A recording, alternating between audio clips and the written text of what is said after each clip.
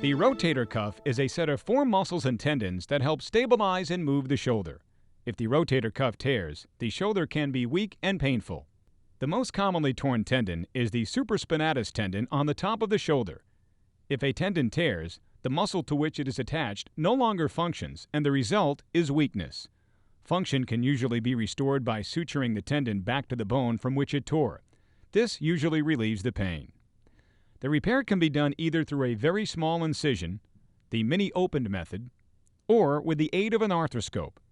Your doctor will tell you which method is better to fix your shoulder. This video will give instructions for the mini-open method. As with any surgical procedure, there can be complications with this surgery. However, the incidence is relatively low. Sometimes the tear cannot be repaired, especially if it is very large and has been torn for a long time. A repaired tendon can tear again or stretch out. Some loss of motion is common, and some weakness can persist. The risk of infection is less than 1%. Other problems, such as nerve injury or anesthesia complications, are rare but can occur. There are other possible complications that are even more infrequent. Precautions are taken to help prevent all complications, but we must remember that they can occur in spite of all safeguards. We must weigh the risks against the potential benefits and alternatives in making a decision about having surgery. In this video, we will describe your preparation for the procedure, how the rotator cuff surgery is performed, and what you should do afterwards. Several days before the surgery, start washing the shoulder frequently with soap and water. The skin has to be very clean. You can't have any scratches, pimples, sunburn, or poison ivy. You don't have to shave the area. We will do that when you arrive. On the day before surgery, check in with the doctor's office to find out what time you should report the next day. It is very important that you have nothing to eat or drink after midnight the night before surgery. You might want to put up a note as a reminder.